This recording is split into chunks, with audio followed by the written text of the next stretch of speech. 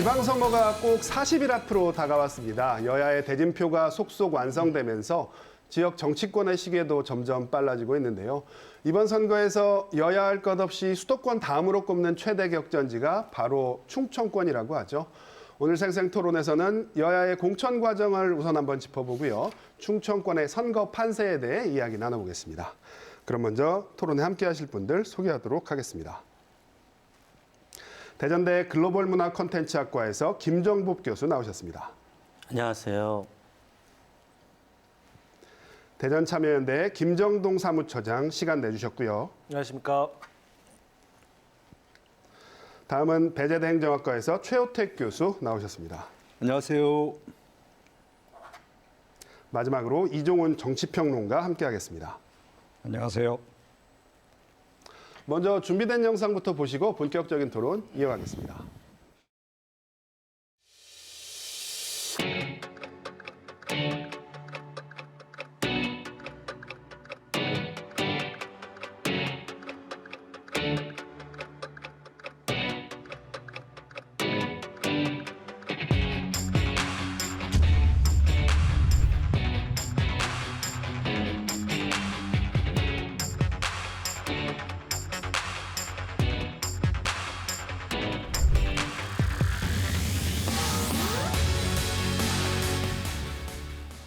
네, 며칠 전에 제가 지역 일간지를 봤더니요. 지역 일간지 제목이 파랬다 빨겠다 충청권 어떻게 칠해질까였는데요.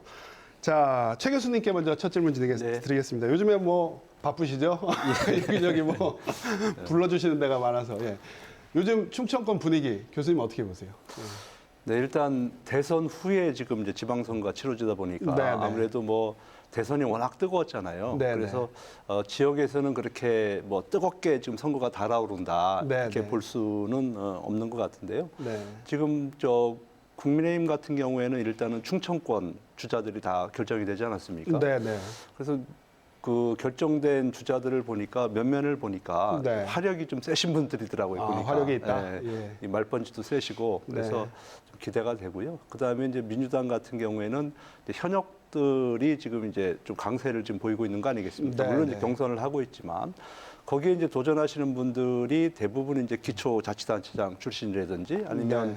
뭐 부시장 출신이라든지 이런 분들이 이제 경쟁을 하고 있기 때문에 네. 과연 그분들이 현역이 나올 수 있을 것인가 네. 아니면은 선거 그 경선 과정 속에서 소위 얘기하는 그 아우들이 돌풍을 일으켜서 네. 또 새로운 후보로 선정이 되는 것인지 이런 네. 것들이 아마 앞으로 우리 그 충청권 판세에 중요한 변수가 되지 않을까 하는 생각을 해봅니다. 네.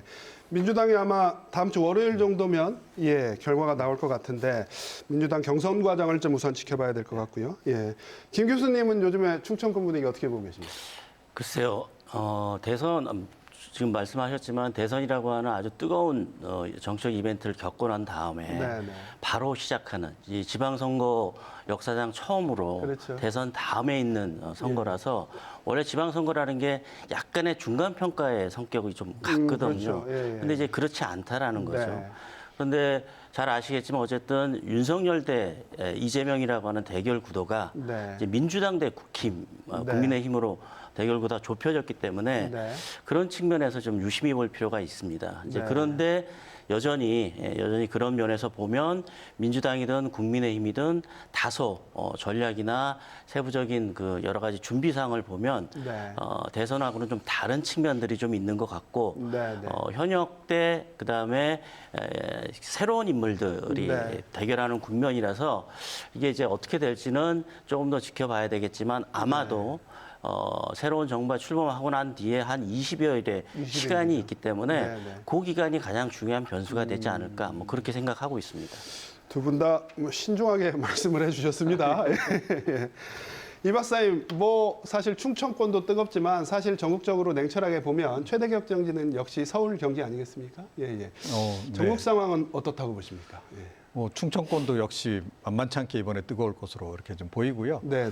그동안에 충청권은 조금 전에 이제 빨간색이냐 파란색이냐 네, 말씀하셨듯이 워낙 이제 이 스윙 보터들이 많은 지역이 돼서 네, 네. 이번에 좀 의외의 결과가 좀 나올 수도 있다 이런 생각도 좀 들고요. 네, 네. 전국적으로 좀 이제 판세를 대략 말씀드린다면 정상적이었다면 네, 네. 사실은 뭐 국민의힘에게 굉장히 유리한 그런 환경이 펼쳐졌어야 한다는 네. 거죠. 그러니까 어찌됐건 새 정부가 곧바로 출범하는 취임 네. 초기고 대략 이때는 국민들이 새 대통령에게 많이 힘을 실어줍니다. 그래서 새 대통령을 설령 그 투표를 하지 않았다 하더라도 네, 네. 지지를 좀 보내줘서 임기 초반 국정 수행 지지율이 뭐 대체로 한 70%, 80%이 정도까지도 거의 그렇죠. 가고 예, 예. 이제 그런 그 상황이었는데 그런데 윤 당선인 같은 경우에는 지금 그 별로 그런 그 효과를 지금 못 보고 있는 그런 네. 상황이에요. 뭐 그동안에 뭐 여러 가지 논란도 인수위 과정에서 이제 있기도 했습니다만 자, 그런 상태여서 과연 이 새 정부 취임 초기에 그러면 이 국정 수행 지지도가 급반등을 할 수 있을까? 네. 이게 지금 이제 의문으로 남아 있는 거죠. 네, 네. 만약에 그런 상황이 온다면 과거에 그랬듯이 그러면 이제 이번에도 국민의힘이 압승할 가능성이 높은데 네, 네. 지금 상황은 그렇게까지 낙관할 수 있는 상황은 아니다. 네. 이렇게 봐야 되겠습니다. 네. 네. 그런가 하면 또 검수완박 논란 이게 민주당의 자충수가 될 거다 이렇게도 예측하시는 분들도 제 주위에 꽤 계시거든요. 그 부분은 또 어떻게 보세요? 예, 제가 예, 봤을 때는 아까 이제 그 윤석열 당선인께서 좀 인기가 별로 없다라고 얘기를 하죠. 그러니까 통계적으로 보면 예전에 뭐 그 이명박 전 대통령도 그렇고 또 박근혜 전 대통령 뭐 이런 분들 네. 보면은 이제 거의 한 70% 정도, 80% 정도의 지지를 받고 이제 네, 출범을 했었는데요. 지금 이제 윤석열 당선인의 지지를 보니까 뭐 거의 뭐 50% 내외로 지금 이제 받고 있기 때문에 네, 네. 지금 이제 소위 얘기하는 이제 허니문 기간에 어떤 유리한 점을 가져가지 못한다는 것이 네, 이번 네. 선거의 특징인데요. 그러나 이제 허니문 기간을 가져올 수 있는 어떻게 보면 변수 중에 하나가 저는 검수완박이다. 지금 네. 이번에 그 이명배 의원 탈당 문제 네, 있지 네, 않습니까? 네. 저는 민주당 이것이 시끄럽죠. 정말 제가 볼 때는 한 10%, 20% 정도는 그 효과를 가져올 수 있는 네. 아주 메가톤급 실수이다. 민주당 입장에서 민주당 보면. 입장에서. 네, 그래서 그런 효과가 나타날 수도 있겠다 하는 생각을 좀 해보는데 네, 네. 다만 이제 문제가 뭐냐면은 지금 이제 또 그 내각 구성 과정 속에서 네, 특정 네. 후보들이 또 지난번 그 조국 때처럼 여러 네, 가지 또 네. 비리들이 나오고 있지 않습니까? 그래서 네. 그런 의혹들이 사실로 만약에 이것이 된다면 네, 네. 그러니까 민주당의 헛발질이 이것이 득점으로 연결이 안 되고 오히려 네. 또 이런 것을 상쇄시킬 수 있는 이제 그런 것이 될 수 있기 때문에 네, 네. 이거는 정말 아까 말씀하신 대로 취임 후 정말 네, 네. 한 20일 정도를 우리가 좀 지켜보면 그 네, 답이 네. 나오지 않을까 하는 생각을 좀 해봅니다. 네. 예. 김종욱 처장님은 최근에 불거지는 여러 논란들, 뭐 검수완박 논란도 있고요. 뭐 내각 인선 과정에서 장관 후보자들 검증 과정에서 불거진 논란들 이런 것들 어떻게 보십니까? 이제 그 검수완박 같은 경우도 그렇고 이제 검사의 수사권 분리 관련해서 어떤 정책을 펼칠 때 무엇을 하느냐도 중요하지만 언제 하느냐도 상당히 중요한 거잖아요. 그렇죠. 어느 타이밍에 하느냐. 근데 지금 타이밍상으로는 검찰이 이제 과도한 권력을 가지고 있고 기소권과 수사권을 다 갖고 있는 이런 기소 독점주의에 문제가 있다는 부분에는 대다수 국민들도 동의를 좀 하실 것 같아요. 공감하시는 분들이 꽤 계시죠. 그렇죠. 예, 예. 근데 지금 상황에 이렇게 빠르게 할 이유가 있느냐에 대해서는 의문점은 분명히 있는 거거든요. 네. 그리고 중요한 거는 그게 변했을 때 일반 국민들의 삶에 어떤 영향을 미칠지에 대해서 모호하게 와닿는 거죠. 네, 실제 네. 영향을 미칠 수도 있는데 지금 상황은 이제 그 권력 관계만의 그 싸움이다라고만 네. 이제 비춰주고 있는 부분이 있을 것 같고요. 예. 지금 이제 장관 관련해서는 어떻게 보면 윤석열 당선인이 가장 크게 떠올랐던 것도 공정과 상식이라는 그 슬로건을 올랐던 거잖아요. 그렇죠. 조국 교수에 대해서 조국 장관에 대해서 문제점들을 수사하고 네, 네. 했는데 그 내용들이 어떻게 보면 똑같이 유사하게 나오고 있는 상황인 다시 또 거잖아요. 내로남불. 그렇죠. 예, 예. 그렇기 때문에 정권 교체를 한 이유는 이런 문제점들이 있어서 바꿨는데 네. 바꿨는데 왜 똑같지라는 부분에 대해서 국민들이 이제 그 실망이나 좀 아쉬움들을 표하고 있는 상황이 아닌가 싶습니다. 대략 뭐 비슷하신 것 같아요. 김 교수님은 어떻게 보세요? 글쎄요, 저는 조금 이제 좀 생각이 좀 다른 게 좀 그러신가요? 있습니다. 물론 이제 검수완박이라고 하는 것 자체가 네. 왜 지금 하느냐, 네, 그다음에 네. 이제 과정의 문제 이런 네. 부분들을 짚어볼 수는 있겠지만 네, 네. 사실은 그게 그렇게 크게 메가톤급 뭐 어떤 효과를 내리라고 저는 생각을 안 합니다. 이제 이미 그러세요? 지지자들은 거기에 대해서는 어느 정도 그 논쟁의 여부와 상관없이 네. 지지 여부를 아마 결정했을 텐데 오히려 제가 볼 때는 이 장관 후보자들의 청문회를 거치고 이 과정에서 네, 네. 그 전에 그러니까 윤석열 대 이재명이라고 하는 사람이 충청권에서 대결을 했을 때 네. 지지했던 계층에 약간의 변화가 생기지 않을까. 지금 말씀하셨지만 이제 공정의 문제도 있을 것이고 네. 봤더니 더 잘할 줄 알았던 윤석열 정부가 지금까지는 사실은 준비나 여러 가지 측면에서 미흡한 점들이 있다라는 거죠. 네. 그러면 국민의당을 지지했던 지지자들, 즉 안철수 지지자들이나 20대, 30대의 젊은 사람들은 투표를 네. 포기할 가능성이 있다라는 거죠. 이제 그 부분이 어떤 식으로 영향을 미칠지는 좀 더 지켜봐야 될 것이고 아직은 섣불리 네. 예, 이게 누가 더 낫다, 나쁘다라고 얘기하기는 조금 어렵지 않겠느냐. 저는 이제 그렇게 생각합니다. 네. 이 박사님 의견도 좀 같이 들어볼까요? 네. 그러니까 사실은 이제 뭐 전체적인 흐름 자체는 제가 조금 전에 이제 말씀을 드린 거고요. 네, 네. 이제 그 흐름하고 지금 과연 얼마나 이반되는 그런 쪽으로 이제 흐름이 갈 거냐. 이제 이게 네, 이제 네. 최대 관전 포인트라고 이제 봐야 될 것 같고요. 그러니까 물론 이제 지역 차원에서 개인의 역량으로 돌파해내는 사람들도 간혹 나오긴 할 겁니다. 네. 그럼에도 불구하고 이번 지방선거는 워낙 이제 이 대선하고 바로 근접해서 좀 치러지기 때문에 네, 네. 대선의 영향권 하에 지금 상당히 있다 이렇게 이제 봐야 되는 거고요. 그런데 지금 전반적으로 볼 때 사실은 국민의힘이 좀 불리한 포인트들이 조금 더 많은 건 사실이에요. 네. 그러니까 인사청문 이제 국면으로 좀 돌입을 한단 말이죠. 네, 네. 검수완박 부분은 예를 들어서 지금 굉장히 뜨거운 쟁점이긴 한데 네. 민주당이 몰아치기를 해서 빨리 처리를 해버리고 나면 네. 그 이슈는 이제 이 사라진다. 지방선거 국면에 가서는 조금 이제 잠잠해진다는 거죠. 네, 이미 네. 지나간 이슈가 돼버리는 건데 인사청문 관련해서는 이 의혹은 인사청문 진행되는 과정에서 계속 지금 제기가 될 가능성이 높은 거죠. 네. 그리고 제가 보기에는 이와 관련해서는 민주당이 최대한 지연 전술을 쓸 것 같아요. 네. 그러니까 지방선거 때까지 가능한 한 이 끌고 간다. 인사청문회를 이제 끌고 예. 가려고 하는 이 국면을 그럴 가능성이 높다. 예. 이제 과연 이제 그거를 어떻게 돌파해낼 것인가 하는 네. 게 사실은 윤 당선인의 지지율 관리 차원에서도 굉장히 중요한 문제이고 네. 그와 동시에 국민의힘의 지방선거 전략에서도 굉장히 중요한 변수가 될 것이다. 네. 사실은 그런 점에서 지금 의혹이 제기되고 국민들이 대략 상식적으로 판단 내려서 이 사람은 문제가 있다라고 생각되는 그런 인물에 대해서는 과감하게 신속하게 사실은 지금 처리를 하는 게 정답인데 그 부분을 지금 윤 당선인 측이나 국민의힘 쪽에서 지금 너무 이렇게 좀 좌고우면하는 게 아닌가. 네. 그런 부분은 좀 없지 않아 있습니다. 네. 장관 후보자 검증 과정에서의 의혹 논란은 이건 좀 계속되는 네. 논란거리가 될 것이다. 그런데 5월 10일 날 취임식이 있단 말이죠. 사실 뭐 굉장히 성대한 축제잖아요. 국민의힘 입장에서 보면 굉장히 유리한 거고요. 컨벤션 효과라 그러잖아요. 예, 그런 효과도 있고 또 언론도 허니문을 좀 일정 기간 지속할 가능성이 꽤 있어 보입니다.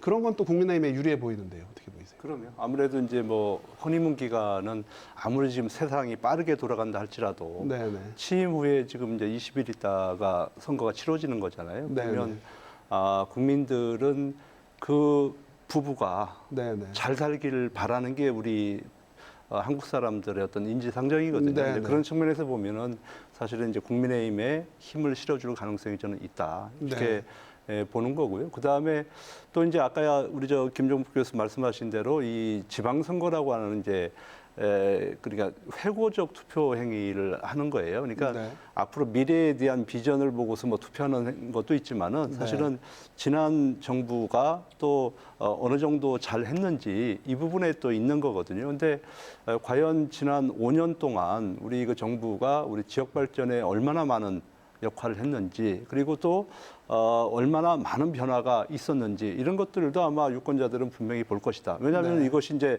대선이 아니고 이제 지방선거잖아요. 네. 그러니까 지역의 발전을 위해서는 중앙정치 싸움보다는 오히려 그동안 현 정부가 얼마나 우리 지역에 많은 것을 주고 또 지역이 얼마나 변했느냐 이런 네. 것들을 또 봐야 되기 때문에 네. 저는 허니문 효과는 분명히 있을 것이라는 생각을 해봅니다. 네.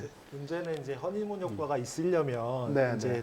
어쨌든 특히 정권 교체가 된 상황이라면 무언가 새로운 그리고 전과는 다른 정책들이 나와야 되는 거잖아요. 네, 실제 인수위에서 이런 정책을 이후에 하겠습니다. 그리고 최 교수님 말씀하셨지만 균형 발전과 관련해서 뭐 대전 같은 경우도 혁신도시라든지 공공기관 이전이라든지 이런 다양한 정책들을 어떻게 이제 그 국민들과 펼쳐 나가겠습니다라는 게 정확히 보이면 허니문의 효과가 분명히 있을 거라고 보여지거든요. 네, 네. 근데 지금 이제 중간도 아니고 이제 막바지 인수위의 내용들 발표되는 것들 보면 별다를 게 없는 상황이라 이게 그 허니문으로 이어질지 아니면 실망감으로 이어질지는 분명히 그 쳐다봐야 된다는 거죠. 그래서 어쨌든 지지와 지지하지 않고를 떠나서 정부가 제대로 잘 하는 게 국민들에게는 도움이 될 수밖에 없는 거잖아요. 그래서 네네. 지지를 하는 거잖아요. 네네. 단순히 정치적 성향의 문제는 아니거든요. 네네. 근데 그러려면 그만한 정책 새로운 네. 시대에 대한 미래 청사진을 제대로 보여줘야 그런 게 좀 의미가 있지 않을까 싶긴 합니다. 민수위가 비전을 보여주지 못하고 있다. 그렇죠. 네, 아직 끝난 건 아니니까요. 예, 김 교수님. 글쎄요, 하여튼 두 분 말씀에 대해서 뭐 전적으로 동의하고 아까 네. 이종훈 선생님께서도 얘기하셨지만 그 부분에 대해서도 상당히 공감되는 부분이 많지만 네, 네. 지금 이제 제가 볼 때는 네. 국민의힘 같은 경우에는 다소 좀 무리한, 이게 지금 최혜택 교수님 말씀하셨지만 지방선거 자체는 지방을 위한 선거인데 네, 네. 이른바 이제 윤심 논란이라 그러잖아요. 네, 네, 불거지고 새로운 있죠. 인물들이 각 지역에 나오긴 하는데 네. 그게 새로운 인물이 아니라 새로운 거주민인 거죠. 다른 지역에 있는 사람들이 옮겨가서 선거를 치르는 양상들이 여기저기서 보이고 있고 새로운 거주민. 네. 그다음에 이제 민주당 같은 경우에는 본인들이 정말 잘해서 0.73%로 진 거라고 착각하는 것 같습니다. 제가 볼 때는. 네. 이재명이라고 하는 사람 때문에 그나마 그 정도를 했다고 저는 개인적으로 그렇게 생각을 하는데 네, 네. 민주당은 본인들이 잘해서 아까 네. 이제 최호택 교수님 말씀하셨지만 지방에 대한 또 지역마다 각각의 정책이나 지방 정부의 어떤 공과가 있을 텐데 네, 네. 그런 부분들에 대한 뭐 사과라든지 앞으로 진정한 의미에서 새로운 비전을 제시하지 못하고 네. 단순한 이제 정당 논리, 그다음에 네. 민주당이 가지고 있는 기존의 인물들, 기존의 네. 정책들을 그대로 제시하고 있다는 점에서는 네. 민주당이 좀 쉽지 않을 것 같다는 생각도 뭐 굉장히 드는 거죠. 그건 네. 허니문의 문제하고는 좀 다른 문제인 것 같습니다. 네. 알겠습니다. 저희가 중앙 정치 얘기는 뭐 이따가도 또 나오겠지만 일단 저희 지역 얘기를 좀 해보겠습니다. 아까도 제가 서두에 말씀드렸지만 뭐 지금 전국적으로 주목을 받고 있는 게 충청권 선거 판세입니다. 자, 박빙 지역. 저희 얘기하는 게 대전, 세종, 충남북이잖아요. 박빙 지역 어디라고 보시든지 이 얘기 한 번씩 저희가 다 들어보고 갈까요? 예, 최 교수님부터. 제가 봤을 땐 네 군데 다 박빙입니다. 네 군데 다 박빙이다. 예, 그래서 예. 누가 이길지 정말로 한 치 앞도 우리가 이제 볼 수 없는 이제 그런 상황인데요. 그 중에 네. 박빙이라고 하면은 저는 이제 대전하고 네.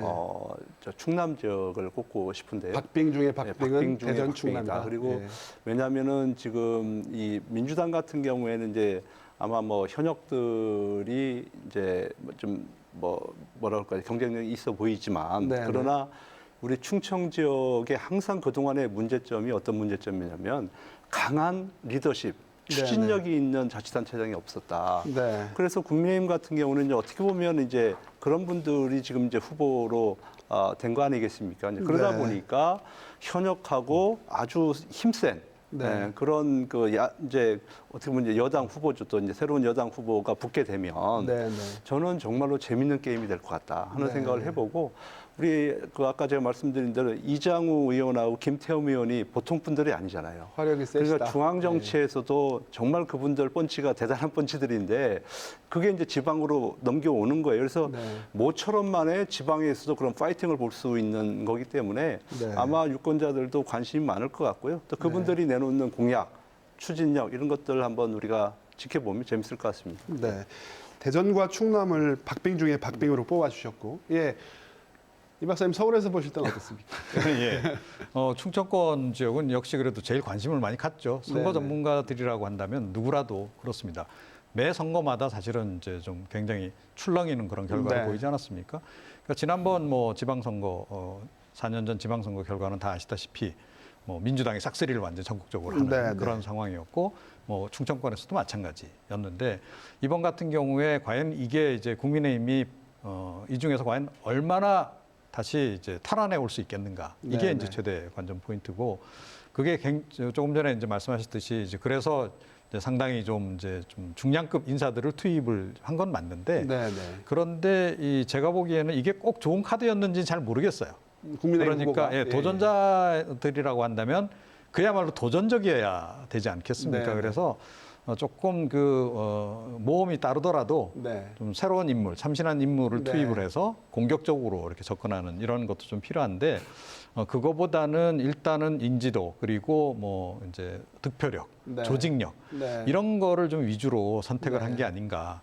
그래서 어떻게 보면 보기에 따라서는 상당히 좋게 얘기하면 안정적인데 네, 네. 나쁘게 얘기하면 지나치게 보수적인 선택을 좀 네. 해서 이 결과가 어떻게 나올지 모르겠어요. 그런데 사실 민주당이 그렇다 그래서 좀 혁신적이냐 그렇지도 않은 게 또 우리가 또 봐야 될 대목인데 그 부분에서는 네. 사실은 지금 여야 모두 지금 실패를 하고 있는 것 같아요. 네. 그러니까 지난번에 민주당이 대선 과정에서 86 용태론 다 얘기를 했는데 네, 네. 86들이 지금 다 전면에 지금 나서고 있는 전면 상황 배치론이죠. 아닙니까, 그죠? 예, 예. 그러니까 이게 과연 정답이냐 이제 네. 하는 이제 그런 거고 뭐 노영민 전 비서실장 투입해서도 지금 논란이 많잖아요. 네, 그 네. 민주당 내에서도 지금 논란이 많은 겁니다.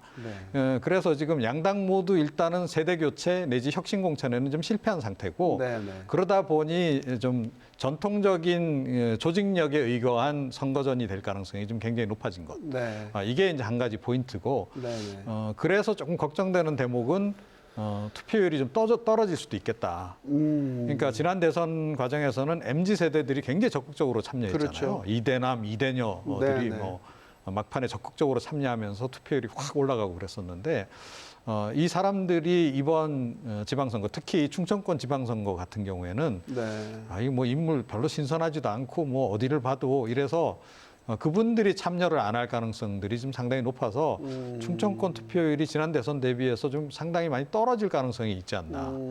그런 거는 사실은 뭐 조금 긍정적인 신호는 아니다. 이렇게 네. 좀 생각을 합니다. 투표율이 낮아질 수 있고 그게 또 하나의 변수가 될 수도 있을 것 같다는 생각이 드는데요.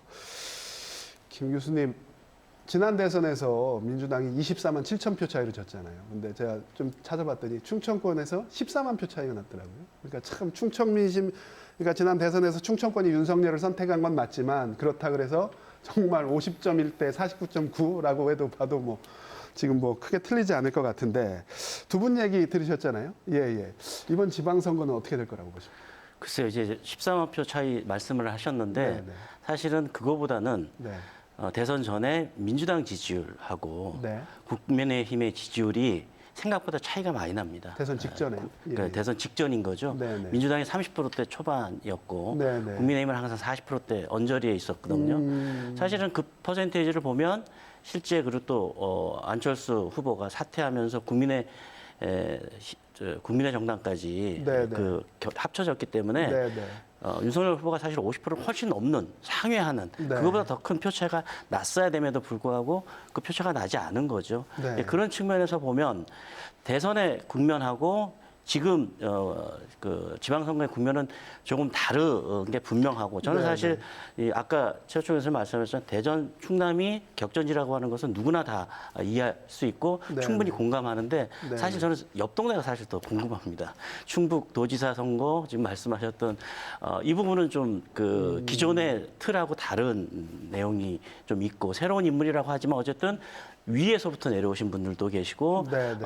지난 정부의 지금 현 정부죠. 아직 정권이 바뀌지 않았기 때문에 그런 또 평가를 받아야 되는 그런 분들이 해서 사실 옆 동네가 더 네. 재미있긴 한데 천안뿐이 아니라 대전, 세종, 뭐 충남, 천안 이 네 군 모두가 네네. 제가 볼 때는 그렇게 새롭지 않고 네, 네. 아까 이제 이종훈 박사님 말씀하셨지만은 결과를 예측하기에는 조금 어렵지 않을까. 굉장히 네. 많은 이 장점을 갖고 출발한 국민의힘 입장에서 네, 그 네. 장점을 50%도 못 살리는 게 아닌가. 저는 네. 개인적으로 그렇게 생각합니다. 그래서 오히려 예상과 달리 네, 네. 박빙의 구도가 인수위 끝나고 중앙정부 출범하고 난 다음에 한 20일간의 경과를 보면 네, 네. 그게 좀 더 명확해지지 않을까. 그게 플러스가 될지 마이너스가 될지 아니면 박빙이 될지는 그 기간이 가장 중요하지 않을까라는 생각이 듭니다. 네. 참 쉽지 않은 얘기입니다.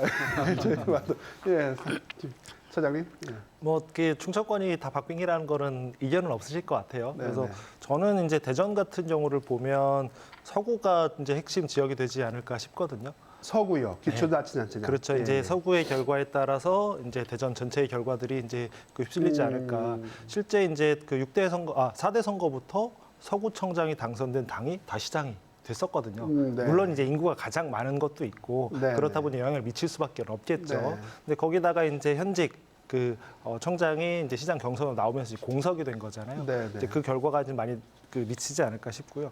또 하나는 지방선거는 전통적으로 투표율이 낮았습니다. 네. 7대, 6대도 54% 정도 됐고 7대 때도 58%거든요. 대선보다는 당연히 낮을 수밖에 없는데 네. 근데 이게 대선이 끝나고 바로 하는 그 선거기도 하다 보니까 분명히 이어지긴 할 것 같아요. 네. 그렇다 하더라도 전통적인 지지층들 중심으로 이어지는 정치 고관여층 중심으로 이어지는 그 선거가 될 수밖에 없는 건 사실이거든요. 네. 그렇다면 아까 이제 그 박사님도 그렇고 말씀을 하셨지만 그런 이제 부동층들 MZ 세대부터 시작하는 이 부동층들을 어떻게 끌어모을 것이냐, 뭘 가지고 끌어모을 것이냐가 네. 결국 이번 선거가 핵심이 되지 않을까 싶습니다.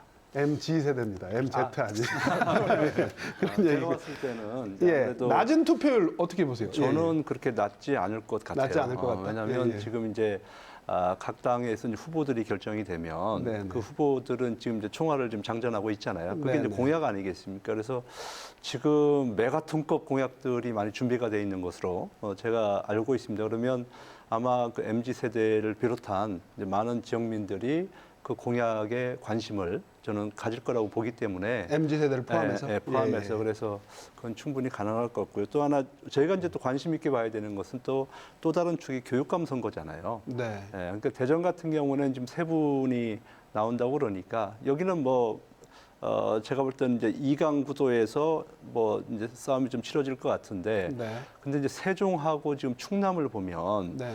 현역 때 사실은 다수의 중도 보수가 지금 이제 막 몰려 있는 거예요. 그러니까 세종 같은 경우는 이제 9분이 나오고요. 네, 그다음에 네, 충남 같은 경우는 8분이 지금 나오고 있거든요. 그래서 여기도 지금 이제 단일화가 그러니까 소위 얘기하는 중도 보수층 그룹들의 어떤 단일화 있지 않습니까? 네, 네. 이것이 어떻게 되느냐에 따라서 이번 교육감 선거는 판가름이 나지 않을까 그런 네. 생각을 해보고요. 그래서 교육감들도 사실은 뭐 전국적인 무슨 뭐 청렴도 평가 아니 뭐 이런 거 보면 충청권이 네, 네. 그렇게 높지는 않았어요. 그래서 네. 현역에 대한 그렇게 뭐 호감도가 높지가 않기 때문에 네. 만약에 중도 보수 그룹들의 어떤 통합만 이루어진다면 네, 네. 정말로 재밌는 박빙의 선거가 되지 않을까 뭐 그런 생각을 네. 해봅니다. 예. 교육감까지 얘기를 정리해 주셨는데 투표율 얘기 잠깐만 다시 해볼게요.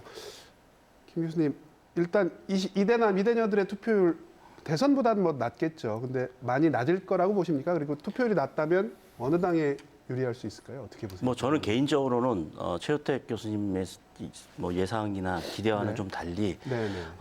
좀 낮아져도 굉장히 좀 낮아질 것 같다는 많이 생각이 낮아질 수 있다. 들고 근데 이제 주로 그 투표율이 대선 때 높았던 이유 중에 하나는 20대 30대들의 투표율이 생각보다 높았기 때문인데 네, 네. 지금 현재 이제 검수완박의 이 부분은 사실 20대 30대들이 볼 때는 사실 와닿는 문제는 아니거든요. 그렇죠. 그런데 이제 후보자들, 그러니까 장관 후보자들의 인수위 마지막에 이제 지명됐던 장관 후보자들이 나오면서 네. 계속 그 이전 정부에서 공정과 상식에 반하는 여러 가지 네, 네. 일들이 계속 반복되고 있다라는 거죠. 아빠 찬스 논란. 게다가 이제 지금 윤석열 정부가 새롭게 출범하기도 전에 많은 정책들이 한 60% 정도만 지금 공약 이행 뭐 가능성을 이야기하고 있는데 그런 부분들에 대해서 이제 가장 민감하게 반응할 계층은 아무래도 20대, 30대 그중에 특히 남성일 가능성이 더 높다고 보거든요. 네. 왜냐하면 여성은 여전히 여가부라고 하는 쟁점이 계속 걸려 젠더 있기 이슈는 때문에 살아있으니까. 예. 그런 측면에서 보면 20대 남성, 30대 남성의 투표율은 좀 낮아지지 않을까. 그것도 생각보다 많이 낮아질 수 있다. 그건 이제 뭐 앞으로 상황에 따라 달라지겠지만 그래서 네. 투표는 전체적으로 좀 하향되지 않을까라는 게 제 개인적인 생각입니다. 두 교수님 의견이 좀 엇갈리는데요. 이 박사님은 어떻게 보십니까? 예.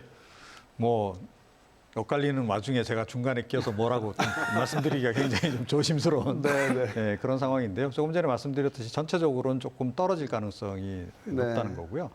예를 들어서 이제 이쪽 지역에서 어느 당이든 이준석 대표와 같은 그런 상징적인 인물을 만약에 내세웠다 그러면 MZ 세대들이 아마 확 그쪽으로 달라붙었을 가능성이 좀 네. 크다라고 봐요. 그런데 그거는 지금 제가 보건대는 뭐 지금 공천이 다 마무리된 건 아닌데 거의 뭐 힘든 것 같고, 네. 그러니까 전부 다 그 뭐 나쁘게 얘기하면 그야말로 올드보이들의 대결의 장 이렇게 지금 돼버린 것이고, 개인적으로는 그래서 굉장히 아쉽게 좀 생각을 해요. 사실은 지금 우리 정치사적으로 보더라도 여야 모두 할 거 없이 지금 세대 교체를 해야 되는 시점이라고 저는 보거든요. 네. 그런데 그걸 여야 모두 지금 못하고 있는 그런 것이 굉장히 안타깝고, 이번 지방선거부터 사실은 시작을 했어야 된다라고 봅니다. 그러니까 풀뿌리부터 쭉 이렇게 바꿔서 이제 중앙정치까지 바꾸는 네. 그런 동력을 키워나가는 게 필요했는데, 그것보다는 일단 당장의 득표력, 네. 당장 어떻게 좀 이겨볼까, 이게 지금 마음이 좀 너무 앞서다 보니까 좀 안정적인 그런 그 선택을 좀 한 게 아닌가 이렇게 생각이 들고요. 자, 그래서 조금 전에 말씀드렸듯이 투표율이 낮다라고 전제한다면 결국은 이제 조직력 대 조직력 이렇게 되는 거죠. 네. 기존에 이제 좀 조직 선거, 그야말로 바람이라든가 뭐 이런 정책 이슈 중심보다는 조직에 의한 대결로 좀 흐를 가능성이 굉장히 높은 게 아닌가, 좀 그렇게 좀 생각을 합니다. 네. 저는 이제 아까 그 조금 투표율이 그래도 뭐 대선하고 비슷하게 나올 네, 거라고 네, 제가 네, 이제 네. 예측을 한 것은 아무래도 이제 아마 그 어느 때보다도 박빙의 선거가 될 것이다. 이제 그게 첫 번째 이유인 것 같고요. 우리 저 평론가님께서 이제 여기 이제 올드보이들의 뭐 기관이다 이렇게 말씀을 하셨는데, 사실 이장우 저 국민의힘 후보도 60이 안 됐어요. 예, 지금 이제 50대 중반이고 네, 네, 네. 만약에 이제 허태정 시장이 다시 공천받는다고 그러는데 거기도 50대 중반이에요. 그 정도면 이 충청도에서는 올드보이가 아니고요. 이제 막 이제 파릇파릇 나타내시는 분들이니까, 그러니까 선수가 많다라고 그래서 네. 그분들이 이제 뭐 올드보이다 이렇게 하는 거는 지역적으로 보면 조금 그럴 것 같고, 그래서 나름대로는 지역에서는 정말로 재밌는 선거가 될 것 같다는 게 대부분 사람들은 이제 평이 아닌가 싶습니다. 지금 최 교수님이 말씀하시니까 떠올랐는데 60이 안 되면 파릇파릇하다라고 하셨는데 아주 100세 시대입니다. 예. 세대 교체 바람 뭐 대선 때부터 어마어마하게 불었잖아요. 뭘 중앙 정치, 지방 정치 할 거 없이 다 안 되는 것 같아요. 근데 그중 유독 충청권이 보수적인 것 같다는 느낌을 저 개인적으로 갖고 있거든요. 이 부분은 우리 처장님 어떻게 보십니까? 이제 그 지방선거, 특히 이제 그 자치단체장에 대한 거는 이제 정치인이라보다는 이제 행정가라는 이미지가 그렇죠. 강하잖아요. 예, 예. 그러다 보니까 오히려 이제 좀 경험이 있고 한 부분에 대한 선호가 오히려 있는 것 같아요. 네. 예를 들면 국회의원이나 아니면 지방의원들 같은 경우에는 다양한 이해들 또 한 명이잖아요. 자치단체장은. 네, 네. 그래서 제가 보기에는 그거 늦은 것도 사실인데 그게 중요한 이번에 변수가 될 거라고 보여지는 게, 아마 후보들도 워낙 많고 하다 보니까 네. 누구를 공천해서 우리는 어디를 찍겠다라는 것보다, 예를 들면 어느 당에서 청년이나 아니면 다양성을 위해서 몇 프로 이상 공천했다, 어떤 결과를 나왔다란 이렇게 뭉뚱그려진 이미지를 가지고 투표에 임하지 않을까 싶거든요. 네. 실제로 지방선거 같은 경우에는 정책이라는 게 정말 혁신적이고 무언가를 새롭게 다 바꿀 만한 게 나오기는 어렵거든요. 이건 네, 지방자치 한계 때문에도 그런 것도 있습니다. 네. 그러다 보니 그런 이제 세대 교체 이미지를 누가 선점하느냐가 결국은 핵심이 되지 않을까. 예를 들면 뭐 지방의원들, 구의원이나 시의원들을 뭐 청년이나 여성이나 이런 다양성을 위해서 몇 프로 공천했다라는 걸 누가 선점하느냐가 중요한 변수지 않을까 싶습니다. 이미지. 그런데 말이죠. 저는 이제 좀 이번 벌써 7기 지방선거이거든요. 네, 네. 근데 이제 매번 선거 때마다 이제 시대 정신이라고 하는 이야기를 좀 하거든요. 네, 네. 지난 대선 때는 이제 정권 교체가 굉장히 중요한 시대 정신이었기 때문에 네. 그 부분은 이제 어쨌든 실현이 되는 것이고, 네. 이번 지방선거를 비롯해서 앞으로 이제 모든 정치적 이벤트에 제일 중요한 거는 결국 이종훈 박사님도 말씀하셨고 사무처장님도 말씀하셨지만 세대 교체와 미래를 위한 정치를 어떻게 준비하느냐의 문제인데, 네. 제가 약간 좀 아쉬운 건 사회는 지금 변하고 있고 네. 21세기도 벌써 5분의 1이 지난 그런 상황에서 미래의 사회라고 하는 게 변화된 국제 환경이나 그다음에 이제 4차 산업혁명 얘기하고 새로운 시대 얘기하지만 더 이면에는 특히 이제 충청이나 충남과 같은 이 지역의 또 좀 더 자세히 얘기하면 지방 같은 경우에는 네. 지방 소멸의 위기가 굉장히 지금 그렇죠. 첨예하고 예, 예. 시급한 과제인 거죠. 그럼 예. 이 상황에서 그 지방 소멸을 막고 네. 새로운 삶의 질을 보장할 수 있는 지방이라 할지라도 네, 네. 지금 대전도 사실 상당히 심각한 위기에 인구 줄고 있죠. 있거든요. 충청은 9개나 되는 네, 군 네. 시군들이 지금 소멸 지수가 굉장히 높고 그런 면에서 보면 그 시대 정신이라고 하는 건 그러면 우리도 똑같이 대한민국 전국에서 누구나 누릴 수 있는 행복한 시민 도민으로서 살 수 있는 그런 새로운 시대 정신을 좀 보여야 되는데 네. 계속 말씀하시지만 이건 나이의 문제가 아니라 네, 네. 구태한 정치 그리고 그게 그거인 정치들이 계속 지금 대립하고 있다라는 거죠. 오히려 후퇴했다고 봐야 되는 거죠. 그래도 네. 그 전의 선거는 다당제까지는 아니더라도 정당의 수도 훨씬 많았고. 네. 근데 지금은 민주당하고 국민의힘. 그러니까 아까 이제 교육감 선거도 되게 중요하다고 생각을 하는데 그건 왜냐하면 교육 정책이 다 바뀔 텐데 거기에 대한 네. 선택을 어떻게 할 것이냐의 문제거든요. 또 하나는 정의당이 이제 얼마나 득표할 것이냐. 네. 이 부분이 이제 저는 개인적으로 굉장히 궁금하거든요. 대선 과정에서 굉장히 그 존재감 자체가 없어졌던 정당이기 네. 때문에 지방선거에서 살아남지 못한다. 네. 그러면 다음 뭐 대선까지 안 가더라도 국회의원 선거에서도 좀 힘들지 않을까 뭐 그런 생각을 좀 하고 있습니다. 두 가지 얘기를 해주셨는데 일단 진짜 지방 소멸 발등에 불이 떨어졌는데 이슈가 안 됩니다. 뭐 하나의 예고요. 또 지역의 현안들이 다 실종이 돼버렸어요. 다 뭐 검수완박이니 뭐 장관 후보자 검증이니 지금 막 블랙홀처럼 빨려 들어가고 있잖아요. 이거 이렇게 지방선거가 이렇게 치러지는 거 이게 뭐 유불리를 따지긴 좀 그렇지만 어떻게 보세요? 그러니까요. 그래서 이제 지금 사실은 이제 언론의 역할이 좀 중요하죠. 그래서 네. 왜냐하면 어차피 우리가 이제 종편이 지금 계속 하루 종일 이제 그 얘기를 가지고 이제 나오는 거잖아요. 그러니까 네. 지역에 지방에서 이제 방에서 이제 TV 보시는 분들은 하루 종일 그 얘기만 듣는 맞아요. 검수완박 듣고 예. 그 지역의 이슈는 뭐 예를 들어서 어디에 뭐 설치한다 이런 거는 들어오지를 않는 거거든요. 네. 근데 이제 그래서 이제 이것이 주목을 받기 위해서는 제가 봤을 때는 이제 양쪽에 다 공천이 이제 확정이 되고 네. 이분들이 전면적으로 이거 이제 그 공약을 가지고 이제 싸움을 시작하면 네. 저는 될 것 같은데요. 그래서 지역에서 좀 이렇게 토론회나 이런 것들을 그냥 공식적인 거 말고도 네, 비공식적이라도 어떤 특정한 주제들을 가지고서 지속적으로 좀 토론을 좀 했으면 좋겠어요. 그래서 뭐 싸움을 붙인다는 건 아니지만은 네, 네. 서로 그 주제 가지고 격렬하게 이렇게 붙이다 보면 네. 사람들이 또 관심이 가지고 또 팬덤이 형성될 수 있는 거잖아요. 네, 그래서 네. 언론의 역할이 참 중요하다는 생각을 해봅니다. 네. 예. 이 박사님 어떻게 보십니까? 지금 사실 뭐 아까 종편 얘기해 주셨지만 사람들 다 지금 중앙의 이슈, 뭐 여의도의 이슈에만 관심이 있지 지역 현안이 지금 지방선거에서 싹 사라졌거든요. 이거 어떻게 보십니까? 이게 이제 정치에서도 그야말로 지방 소멸 현상이 지금 있는 정치에서도 정치의 예. 지방소멸. 이게 이제 예. 긍정적인 점도 있긴 있어요. 네, 네. 과거처럼 이렇게 MZ 세대로 내려가게 되면 지역주의 성향이 그랬으면 없습니다. 네, 네. 어떻게 보면 이 세대들은 그렇죠. 그냥 전국적인 그런 그 언론 미디어 환경에 노출이 돼 있다 네, 보니 네. 그러니까 전국적 사고를 하는 거죠. 네. 그런 면은 이제 긍정적인 측면이 없잖아 있는데 그런데 이게 이제 뭐 수도권하고 비수도권이 워낙 이제 이 여러 가지 이제 인프라라든가 이런 게 네. 기반에 격차가 있는 상태에서 그러니까 생각만 그 중앙적으로 사고를 한다 그래서 생활이 바뀌는 게 아니잖아요. 네. 자, 그런데 이게 생활이 좋은 나라가 되려면 사실은 전국 어디에 살더라도 거의 동일한 어떤 사회복지 서비스를 누릴 수 있어야 네. 되고 동일한 어떤 직업 기회를 가질 수 있어야 되고 이런 거 아니겠습니까? 네. 근데 그런 환경이 과연 돼 있느냐? 그동안에 뭐 혁신도시다 해서 많은 노력을 했음에도 불구하고 여전히 좀 미진한 부분이 있잖아요. 네.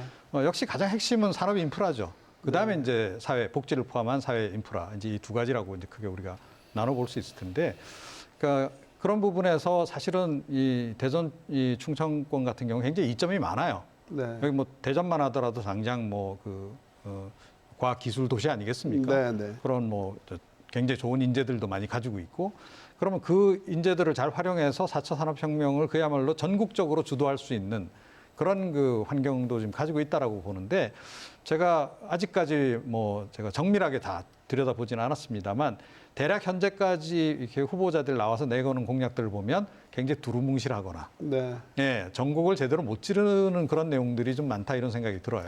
대선 때 공약 그대로 반복되고. 네, 그렇습니다. 그래서 이것도 저는 죄송합니다. 올드보이들의 폐해라고 저는 생각을 합니다. 네, 그러니까 그야말로 좀 그 3040 세대 중에서 네. 예를 들어 뭐 이쪽에 뭐 그런 그 새롭게 그런 비즈니스를 시작한 네, 네. 스타트업 주인공이라든가 그런 성공한 그런 인물이 혹시 누군가 나와서 네. 이준석처럼 여기서 바람을 일으킨다. 네. 그리고 그 사람이 새로운 산업에 대해서 비전을 확 제시를 하고 그렇게 나간다. 네. 굉장히 좋은 그림 아닙니까, 사실은? 예, 아름다운 그림이죠. 예, 그리고 그런 잠재력이 충분히 있는 지역이라고 저는 생각을 해요. 네. 그런데 그것이 지금 확 전면화가 안 되고 있는 부분이 굉장히 아쉽고 제가 어떻게 보면 약간 힌트를 좀 드리는 거나 다름없는데 네. 이번 지방선거 과정에서 어느 정당이든 뭐 제가 보니까 인물 간택에서는 조금 실패한 것 같고 네. 이런 공약 부분에서라도 그런 어떤 새로운 차별화를 비전을 해라. 제시할 수 있으면 예. 그쪽으로 오히려 좀 분위기가 확 갈 수도 있다. 네. 그거는 국민의힘이나 뭐 민주당 모두 지금 공의에 해당되는 이제 그런 얘기가 아닌가 그렇게 싶고. 근데 역시 알겠습니다. 이제 예. 여당이 유리한 점은 있죠. 네. 그래서 사실은 지난 지방선거 같은 경우에도 그 민주당 자치단체장이 많이 이제 배출된 거기도 한데 네. 임기 초반에는 보통 이제 중앙 정치권에 영향을 미칠 만한 인물, 또 대통령과 좀 가까운 인물 그런 인물을 선택하면 우리 지역에 하다못해 예산이라도 더 끌어오지 않을까? 이런 게 이제 많이 작동을 하는 거죠.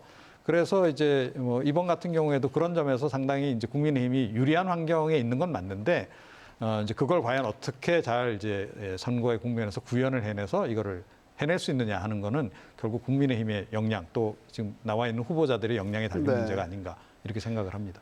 이 얘기는 저기 우리 처장님께 꼭 듣고 가야 되겠어요. 지방선거인데 지역 현안이 실종됐다. 이거 어떻게 보십니까?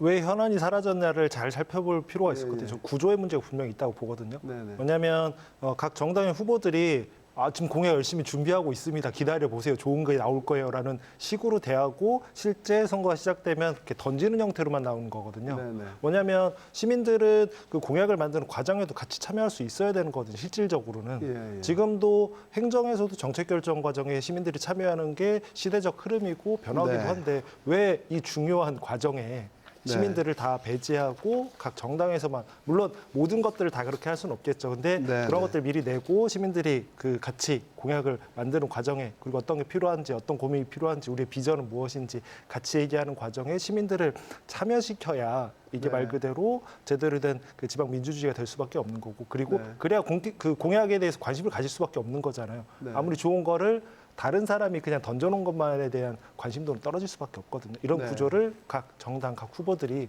지금이라도 계속 만들 고민을 해야 된다고 봅니다. 하나 더 여쭤보면 이 얘기를 이거 김 교수님께 여쭤볼게요. 이 얘기를 김 교수님이 꺼내주셨는데 정의당이요.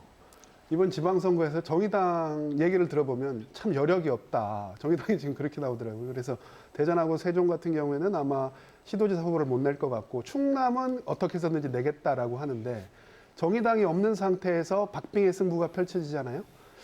이건 민주당에 유리할 거라고 보십니까? 어떻게 보십니까?